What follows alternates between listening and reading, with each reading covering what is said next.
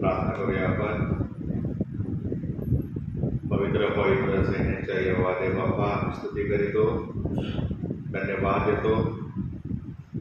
आज प्रभू तुझ्या वचनावर आम्ही मनचिंतन करत असताना आम्हाला तो आपल्या आत्म्याने अभिषेक कर. येशूच्या नावाने आमेन. धावळ्याच्या रविवारनंतरचा हा पवित्र सप्ताहातील पहिला दिवस सोमवार आहे आणि या दिवशी येशूने केलेली जी कार्य आहेत त्यावरती भर दिला जातो. आपण आज जो शास्त्रपाठ वाचला त्या अनुसार मंदिराचे शुद्धीकरण हा विषय घेतलेला आहे. मननासाठी योहानाचा शुभवर्तमान 2 अध्याय 13 ते 17 ही वचने आहे. यामध्ये 3 गोष्टी प्रामुख्याने आढळतात 13 ते 17 या वचनामध्ये. पहिली गोष्ट आहे 13 ते 14 मंदिराचा वलांडण सण. मग आहे दुसरा मुद्दा 15 ते 16 वचन, हे 2 वचन, त्यामध्ये मंदिराच्या शुद्धीकरणाविषयी वर्णन आढळतं. आणि तिसरा मुद्दा आहे 17व वचन, मंदिराविषयी देवाविषयी असलेली तळमळ प्रभू येशू ख्रिस्ताची. या 3 गोष्टी आपण थोडक्या वेळेमध्ये पाहणार आहोत. वलांडण सण हा पहिला मुद्दा आहे. 13 आणि 14 या वचनामध्ये आम्ही पाहतो की यहुद्यांचा वलांडण सण जवळ आला होता. योहान शुभवर्तमानकार हा असा एकच शुभवर्तमानकार आहे ज्याने वलांडण हा शब्द वापरलेला आहे.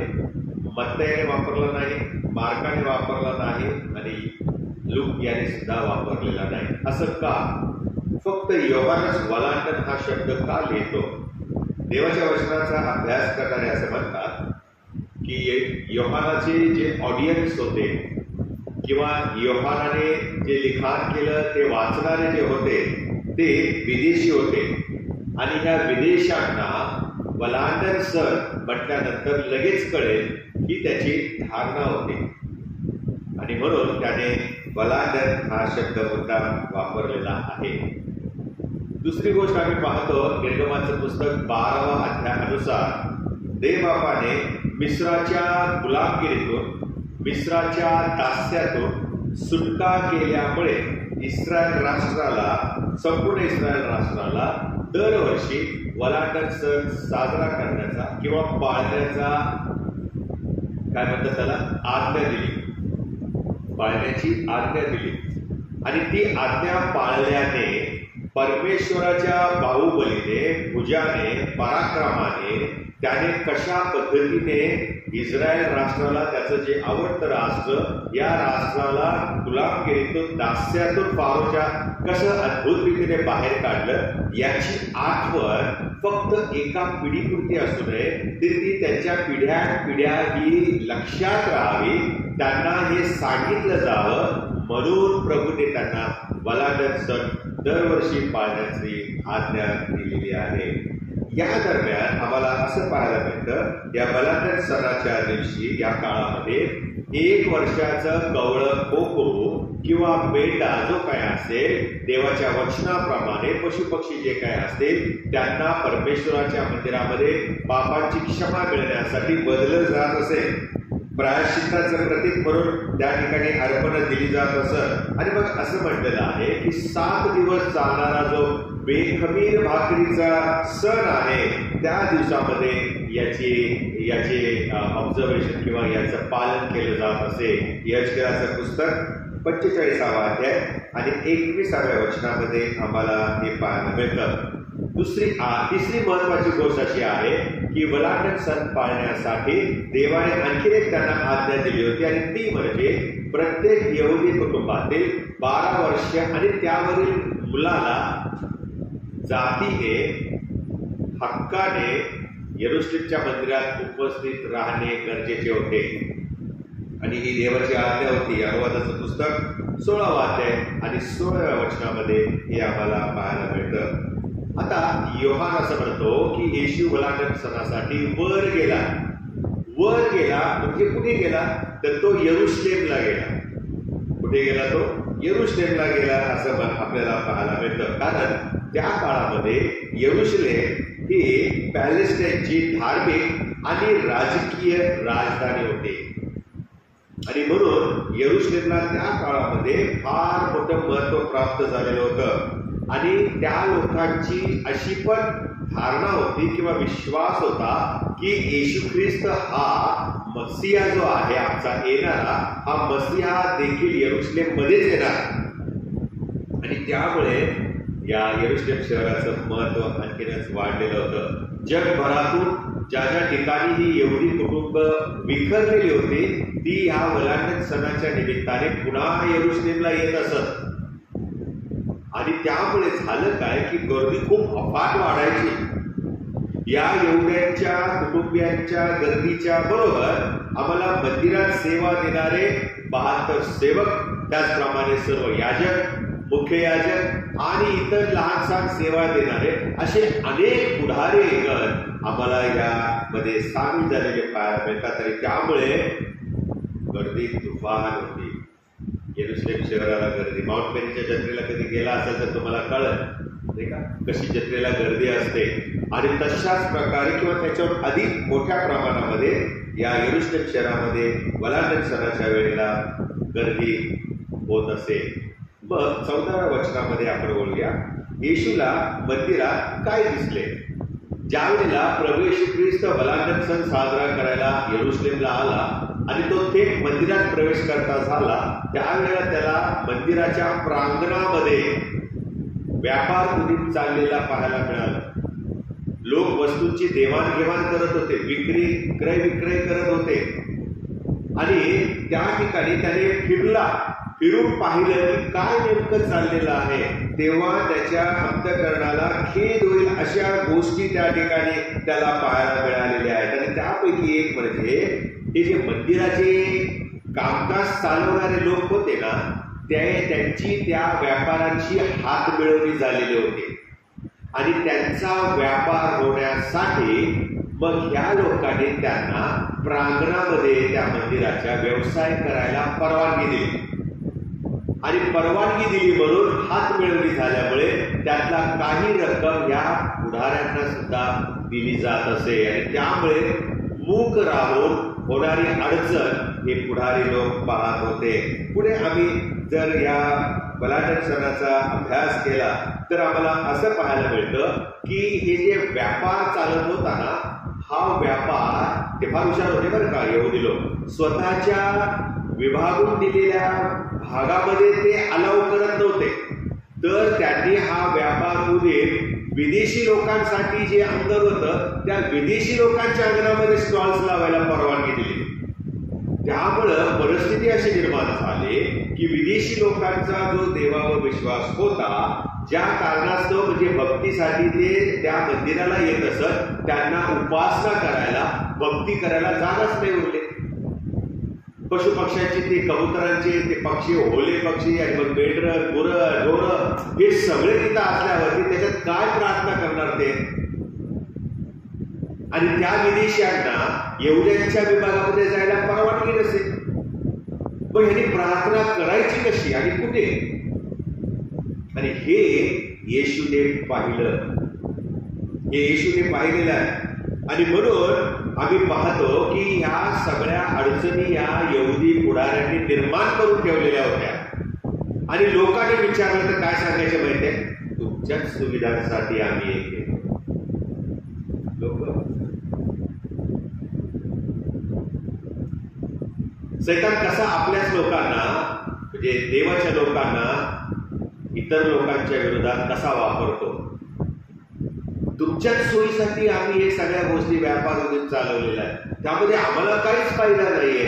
कारण प्रेम काय होत असे, वलांडण सण साजरा करण्यासाठी देशोदेशीवरून लोक येत होते. कुटुंब कबिला चालत चालत चालत चालत आणि आपल्याकडे जी गाढवं होती त्या गाढवांच्यावर बसून मैलोंच्या मैल प्रवास करून येत असत आणि त्यामुळे देवाच्या पवित्र मंदिरामध्ये अर्पण करण्यासाठी अर्पण जी असायची, गुरे ढोरे मेंढरे जे असायचे ते आणू शकत नव्हते. काही लोक फार गरीब होते, काही कुटुंब गरीब होती, ती विकत घेऊ पण शकत नव्हते आणि प्रवास पण करू शकत नव्हते आणि म्हणून अशा लोकांची सुविधा पुरवावी म्हणून व्यापार चालू ठेवलाय असे कारण हे यहुदी पुढारी देत होते. आणि ज्यांची चांगले चांगले ज्यांच्याकडे पशुपक्षी होते अर्पणांसाठी, त्यांच्यामध्ये हे लोक मग काय करायचे, पुढारी लोक काहीतरी व्यंग आहे असं सांगायचे. कारण व्यंग असलेला कोकरा किंवा मेंढा परमेश्वराला अर्पण करायचं नाही, हा देवाचं वचन होतं. आणि त्यामुळे एकतर त्याचं वय जास्त सांगायचे किंवा मग त्याच्यामध्ये काहीतरी व्यंग आहे असं दाखवायचे आणि त्याचं अर्पण नाकारायचे. मग नाकारलं काय व्हायचं, मग तुमचंच द्या बाबा, आमचं खराब आहे. आणि मग तिथले गुरं ढोरं वाटेल त्या भावामध्ये लोक विकत घेत होते. आणि ह्या संधीचा फायदा व्यापारी सोडेल का, नाही सोडणार. मग ज्या ठिकाणी 100 रुपयाचा पक्षी असेल, पशु असेल, तिथे ते 150, 200, 250 जसं त्यांना वाटेल तसा प्रकारचा भाव ते अर्पणांना लावत होते. आणि या सगळ्या गोष्टी येशूने स्वतः पाहिल्या. त्या काळामध्ये तो जिवंत होता, देहामध्ये होता, म्हणून तो स्वतः मंदिरात जाऊन त्याने पाहिलं. आणि आज तो देहामध्ये नाही, पण तो त्याच्या आत्म्याच्या रूपाने पाहत आहे. आम्ही असं समजू नये की प्रभू येशू आता देहाने नाही म्हणून काय पण करा, चालून जाईल. व्यापार होईल, परमेश्वराच्या मंदिरामध्ये चालू नये ही देवाची इच्छा होती. आणि म्हणूनच येशूने त्या मंदिराला भेट दिलेली आहे. मंदिरामध्ये काय चालतं काय नाही हे प्रभू पाहतो आणि प्रभूला त्यामध्ये उत्सुकता आहे. व्यापाऱ्यांच्याकडून जागेचं भाडं देखील आकारलं जाईल. तुम्ही स्टॉल लावताय ना, मंदिराची जागा वापरताय, पैसे द्या. आणि व्यापारीकडून द्यायचे, कारण त्यांना माहिती आज 10 रुपये दिले तर मला दुसऱ्या गिरायकाकडून त्याची चौपट मिळेल, 10 पट मिळेल. अशा प्रकारे देवाच्या मंदिरामध्ये भक्तीला येणाऱ्या माणसाची पिळवणूक चाललेली जेव्हा देवाने येशूने पाहिली, तेव्हा त्याला राग आला. कारण जे पुढारी होते, जे मंदिराचं व्यवस्थापन करणारे होते, त्यांना या विदेशी लोकांना प्रार्थना करायला मिळते की नाही मिळते, संधी उपलब्ध होते की नाही होते, त्यांना जागा आहे की नाही माहिती नाही, लोकांना पशुपक्षी घेणं परवडतं आहे की नाही याची काहीही देणं घेणं नव्हतं. दुर्लक्षपणा जेव्हा या पुढाऱ्यांकडून, व्यवस्थापन कमिटीकडून, मंडळीकडून झालेला आहे, तेव्हा येशूला खरोखर मनस्वी राग आलेला आहे. कारण ते लोकांच्या आध्यात्मिक जीवनामध्ये आणि नैतिक जीवनामध्ये अडखळत झालेले होते आणि म्हणून येशू रागावला. दुसरा मुद्दा आहे, मग 15 आणि 16 वचनामध्ये येशूने मंदिराचं शुद्धीकरण केलेलं आहे. कारण त्याने पाहिलं व्यापारी अप्रामाणिक आहेत. अव्वाच्या सव्वा भाव लावून ते पशुपक्षी आणि बऱ्याच गोष्टी ज्या होत्या धनधान्य हे सगळे ते विकत होते. जे दाम किंवा जे भाव लावायला पाहिजे तो न लावता ते अप्रामाणिकपणे भाव लावत होते. त्या व्यापाऱ्यांचा त्याने स्वार्थ पाहिला, त्या व्यापाऱ्यांचा त्याने लोभ पाहिला आणि विशेष म्हणजे प्रार्थनेची जागा व्यापाराची जागा केली हे पाहून येशू आणखीनच चिडला. आणि देवाच्या जागी जिथे लोकांनी उपासना करायची त्या जागी हे व्यापारी लोक विक्री करत होते. व्यापाराची त्याला काय म्हणतात त्याला आपण व्यापाराचं स्वरूप आणलेलं होतं आणि म्हणून येशू ख्रिस्त चिडलेला आहे. येशूने त्या सर्व व्यापाऱ्यांना मग काय केलं, माझा बरं काय केलं मग येशूने? तेव्हा त्याने दोऱ्यांचा एक कोरडा केला आणि मेंढरे आणि गुरे या सर्वांना मंदिरातून घालवून दिले. चौरंग पालथे केले. सराफ म्हणजे कोण? सोनार. सोनारांचे चौरंग सुद्धा त्याने पालथे केले. म्हणजे सोनं नाणं सुद्धा विकलं जात असे. चित्र आपण थोडस नजरेसमोर आणूया, उभं करूया. असं समजूया की आपण वलांडण सण साजरा करायला येरुशलेमला पोहोचलोय आणि ही गर्दी त्या ठिकाणी जमा झालेली आहे. चालायला जागा नाहीये आणि आपण विदेशी आहोत. व्यापारी लोक त्या ठिकाणी आहेत, पैशाची मनी एक्सचेंज करणारे लोक आहेत. कारण देशोदेशीचे बाहेरगावचे लोक आलेले होते. शेकेल त्यांच्याकडे नव्हता, मग शेकेलसाठी मग त्यांचे डॉलर्स किंवा त्यांचं दिनार जे काय असेल ते एक्सचेंज करणारे पण लोक होते. त्याच्या ठिकाणी पण भाव त्यांनी आवाचा सहभाग लावलेला होता. अशा अनेक गोष्टी भ्रष्टाचाराच्या ज्या होत्या त्या ठिकाणी चालू होत्या. येशूने जेव्हा हे समुद्र आणि सगळ्या गोष्टी उलथवून लावल्या तेव्हा या व्यापाऱ्यांची पळापळ झालेली आहे. पळापळ झालेली आहे. देवाच्या मंदिरात असणारे पुरुष लोक जे होते ते जगिक दृष्टीने जगिक शहाणपणाचा वापर करून जगिक संपत्ती मिळवण्याच्या मागे लागलेले होते. मला पैसा कसा मिळेल या मंदिरातून, आणि याच्या मागे लागल्यामुळे व्यापाऱ्यांना त्यांनी मुभा दिली आणि उपासकांच्या उपासनेला अडखळत त्यांनी तयार केलेलं आहे. आणि हे सगळं ते विसरून गेले होते. मला नाही वाटत की ते विसरून गेले, कदाचित त्यांनी जाणून बुजून केलेलं असणार आहे.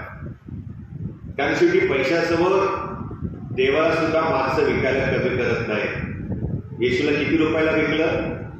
30 रुपये. किती दिवस पुरले असते होते 30 रुपये त्या माणसाला? किती आठवडे पुरले असते? पण 30 रुपये मिळतात ना एकाच वेळेला, मग काय? पैशापुढे माणूस देवाला विकायला कमी करत नाही. आणि हे एवढी लोक हे प्रियानो जाणून बुजून होते की हे देवाच्या उपासनेचं मंदिर आहे, व्यापाराचं ठिकाण नाही. पण स्वार्थापोटी आणि लोभापोटी त्याने व्यापाराची हात मिळवणी केली. चर्चला उपासनेसाठी भक्तीसाठी आम्ही यावं ही देवाची इच्छा आहे. मलाकीचं पुस्तक 3रा अध्याय आणि 1ल्या वचनामध्ये आम्ही पाहतो, चर्च ही अशी जागा नाही की ज्याच्याबद्दल आमच्या मनात राग आहे तो राग आपण त्याच्यावर काढावा. कधी कधी काही काही माणसं येशूचे उदाहरण घेतात. त्यांनी कोरडा काढला आणि मग त्याने सगळं उलटवलं. मग देवाच्या मंदिरात असं काय होत असेल तर मी आहे, मी करणार, मला अधिकार आहे, मी येशूचा अनुयायी आहे. आम्हाला अनुभव आहे म्हणून सांगतो. त्यांना वाटतं मी येशू सारखा बनायचंय ना, बचा येशूने काय काय केले आपणही करू. आणि मग स्वतःचे अजेंडा पूर्ण करण्यासाठी मग अशी माणसे येशूच्या ह्या उदाहरणाचा गैरउपयोग करतात. चर्च ही कोणावरती राग काढण्याची जागा नाहीये प्रियानो, कारण आम्ही सगळे देवाची लेकरं आहे, सगळे चुकणारे प्राणी आहेत. आणि मग मी विचार करत असताना मला असं दिसून आलं की चूक करणाऱ्यांच्यावर कारवाई करण्याचा अधिकार आहे माणसांना, पण तो देवाने वाटून दिलेला आहे. उदाहरण सांगतो तुम्हाला, 1-2-3 उदाहरण माझ्याकडे आहे. शस्त्र वापरण्याचा अधिकार हा आर्मी, नेव्ही आणि मिलिटरी किंवा एअरफोर्स यांना दिलेला आहे. सुरक्षिततेसाठी दिलेला आहे, देशाचं संरक्षण करण्यासाठी दिलेलं आहे, लोकांच्या जीवाचं संरक्षण करण्यासाठी. पण त्यांना दिलं म्हणून आम्ही घेऊन फिरू शकतो का? नाही फिरू शकत. दुसरं उदाहरण आहे, आम्हाला पाहायला मिळतं, तुरुंगामध्ये एखाद्याला टाकायचा असेल पण तो अधिकार आम्हाला दिलाय का? तुरुंगात टाकण्याचा अधिकार कोणाला आहे? न्यायाधीशाला. कोणाला आहे? आणि तो अधिकार आम्ही घेऊ नये म्हणून येशू आम्हाला काय शिकवतो? तुम्ही कोणाचा न्याय निवाडा करू नका की जेणेकरून तुमचा न्याय निवाडा होईल. त्यामुळे आम्ही न्यायाधीश म्हणूच शकत नाही. फार फार सुंदर आहे हे उदाहरण प्रियानो. त्याच्या मागे स्वर्गीय राज्याची गुपितं दडलेली आहे. आणि ज्याला हे कळतं त्यालाच स्वर्गाच्या राज्याचं रहस्य उलगडलं जातं. तिसरं उदाहरण मी तुम्हाला सांगतो प्रियानो. येशू ख्रिस्तानं कोरडा काढला, चबुतर उलथवली. सराफाचे काय होते? चौरंग ना, खुर्दा. हा, सराफाचा खुर्दा आणि चौरंग त्याने पालते केले. मग मी पण येशूचा शिष्य आहे ना, मग मला पण तो अधिकार आहे. In the name of Jesus I also claim. कोणी सांगितलं? आम्हाला काही वाटतं म्हणजे परमेश्वरानं आम्हाला ती परवानगी दिली असं कधीच होत नाही. आम्ही येशूचा अधिकार स्वतःजवळ घ्यायला लागलेलो आहोत आणि त्यामुळे मंडळांची फाटाफूट होत आहे. आम्ही हे विसरतो की हा अधिकार चौरंग उलथे करण्याचा, खुर्दा उलथे करण्याचा, मेंढरं गुरंढोरं मोकळी करण्याचा अधिकार अधिकार देवाने फक्त येशूला दिला होता, कारण येशू कोण होता? देवाचा पुत्र होता. येशू हा देवाचा पुत्र होता आणि म्हणून येशूप्रमाणे राहणे याचा अर्थ असा होत नाही की येशूला जो देवाने अधिकार दिला होता पुत्र आहे नात्याने तो अधिकार मलाही दिलेला आहे, मुळीच नाही. मसीहा म्हणून सर्वांच्या समोर प्रगट होण्याची येशूची ही पहिली वेळ होती. अधिकारवाणीने त्याने त्या ठिकाणी कार्य केलेलं आहे. मंदिराचं शुद्धीकरण करण्याचं काम त्याने केलेलं आहे, ते प्रथम त्याने केलेलं आहे. जिथे देवाचा आत्मा वस्ती करतो तिथूनच शुद्ध करण्याचा त्याने सुरुवात केलेली आहे. आणि त्याच्या त्या अधिकारातून येशू ख्रिस्त हा इस्रायलचा राजा आहे, येशू ख्रिस्त हा त्या मंदिराचा पण देव आहे हे सिद्ध झालं. म्हणून तो अधिकाराने साफसफाई करायला लागला. माझ्या बापाचे घर, काय म्हणाला तो? माझ्या बापाचे घर व्यापारांचे घर करू नका. किती अधिकार आहे त्याच्यामध्ये, हो प्रिया. तिसरी गोष्ट आहे आणि मग ते संपवणार आहे. तिसरी गोष्ट आहे त्या येशूची देवाबद्दलची आणि मंदिराबद्दलची तळमळ आम्हाला पाहायला मिळते. 17 वचन वाचल्यावर काय केलेलं आहे? तेव्हा तुझ्या मंदिराची आवेश मला ग्रासून टाकेल असे लिहिले असल्याचे, तेव्हा तुझ्या मंदिराबद्दलचा आवेश मला ग्रासून टाकेल असं जे लिहिलेलं आहे ते पूर्ण व्हा. कुठे लिहिले हे? स्तोत्र संहिता 69 अध्याय 6-9 69 अध्याय आणि 9व्या वचनामध्ये लिहिलेलं आहे. येशू ख्रिस्ताला देवाबद्दल आणि देवाच्या मंदिराबद्दल आवेश होता आणि त्या आवेशाने तो ग्रासून गेलेला होता. आणि म्हणून येशूची कृती, त्याची देवाबद्दलची तळमळ आणि मंदिराबद्दलची तळमळ आम्हाला या ठिकाणी पाहायला मिळते प्रियानो. आणि देवाचा पुत्र या कारणास्तव त्याने काय केलेलं आहे? मंदिरातील अवैध गोष्टी ज्या होत्या, ज्या देवाच्या विरोधामध्ये होता, त्या काय चाललेलं आहे हे निदर्शनास आणून दिले आणि ते दुरुस्त करण्यासाठी, ती परिस्थिती सुधारण्यासाठी, तिथली साफसफाई करण्यासाठी, शुद्धीकरण करण्यासाठी येशूने धार्मिक रागाचा वापर केला. त्या कोरोनाकडून पटके मारायला सुरुवात केली का? तिथं लिहिलंय असं, उगारला लिहिलेलं आहे, मारलं लिहिलेलं नाहीये. ती चूक मोशेने केली. खडकावरती काठी उगार म्हटलेलं त्याने काय केली? आपटली. छोटीशीच गोष्ट, पण त्याच्यामुळे झालं काय? त्याला कनान देशात जायला परवानगीच नाही मिळणार. खुद्द देवावरती त्याने काठी उभारली. त्या खडकातून पाणी देणारा देव त्यामध्ये उपस्थित होता त्या खडकात. आणि म्हणून प्रियानो या ठिकाणी आम्ही पाहतो की त्या परिस्थिती शुद्धीकरणाची करण्यासाठी येशूने धार्मिक रागाचा उपयोग केलेला आहे आणि परिस्थिती सुधारून त्याने देवाच्या मंदिरामध्ये सर्वांना समानतेने त्यांच्या हक्काने प्रार्थना आणि भक्ती करण्याची परवानगी दिलेली आहे. खऱ्या उपासनेमध्ये येणारी अडचण येशूने अशा प्रकारे दूर केली आणि मोकळेपणाने देवाची उपासना करण्यासाठी येशूने मार्ग तयार केला. आणि म्हणून तो म्हणाला, मार्ग, सत्य आणि जीवन मीच. नुसतं मार्ग म्हटलं की आम्हाला स्वर्गाचाच दिसतो मार्ग, पण इथे पण मार्ग त्याने दाखवलेला आहे. इथे पण उपासकांसाठी त्याने मार्ग तयार केलेला आहे, वाट मोकळी करून दिलेली आहे. आणि मग म्हणाला विदेशांना, या आता तुम्ही माझ्या बापाची उपकार स्तुती करा, आराधना करा. शेवटी काय क्रिया? खरं मंदिर, त्याचं देवाचं वास्तव्याचं ठिकाण, आम्ही देवाची उपासना करण्याची जागा, खरी जागा आणि आम्ही प्रार्थना करण्याचं खरं ठिकाण जर काय असेल ना, तर ते आमचं हृदय आहे. काय आहे? आमचं हृदय आहे. जर येशू ख्रिस्त मानवाने बांधलेल्या भिंतींच्या आतमध्ये असलेल्या मंदिराचं शुद्धीकरण करण्यास उत्सुक आहे, तर तो आमचं हृदय देखील शुद्ध करण्यासाठी तितकाच उत्सुक आहे. करिंथराचं पहिलं पत्र 3-16 वचनामध्ये आम्ही तेच वाचतो.